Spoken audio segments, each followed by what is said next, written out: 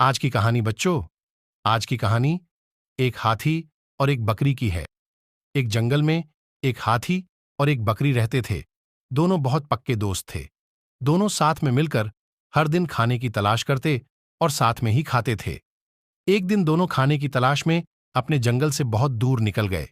वहां उन्हें एक तालाब दिखाई दिया। उसी तालाब के किनारे एक बेर का पेड़ था। बेर का पेड़ देखकर हाथी और बकरी बहुत खुश हुए। वह दोनों बेर के पेड़ के पास गए। फिर हाथी ने अपनी सूंड से बेर के पेड़ को जोर से हिलाया और जमीन पर ढेर सारे पके हुए बेर गिरने लगे।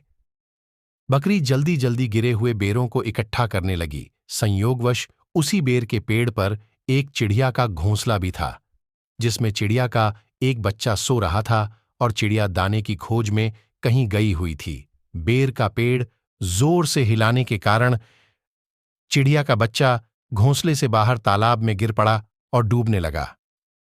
चिड़िया के बच्चे को डूबता हुआ देखकर उसे बचाने के लिए बकरी तालाब में कूद गई, लेकिन बकरी को तैरना नहीं आता था।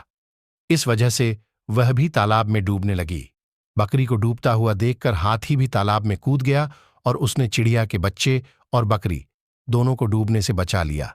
इतने में चिड़िया भी वहां पर आ गई थी और वह अपने बच्चे को सही सलामत देखकर बहुत खुश हुई।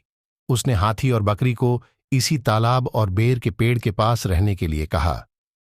तब से हाथी और बकरी भी चिड़िया के साथ उस बेर के पेड़ के नीचे रहने लगे। कुछ ही दिनों में चिड़िया का बच्चा बड़ा हो गया। चिड़िया अपने बच्चे के साथ जंगल में घूम कर आती थी और हाथी और बकरी को जंगल में किस पेड़ पर फल लगे हैं इसकी जानकारी देती थी। इस तरह हाथी, बकरी और चिड़िया मजे में रहते और खाते पीते थे। तो बच्चों, कहानी का क्या सीखा कि हमें किसी का बुरा नहीं करना चाहिए। अगर हमारी गलती से किसी को परेशानी होती है तो उस गलती को सुधारना चाहिए और मनमुटाव दूर करते हुए एक दूसरे की मदद करनी चाहिए।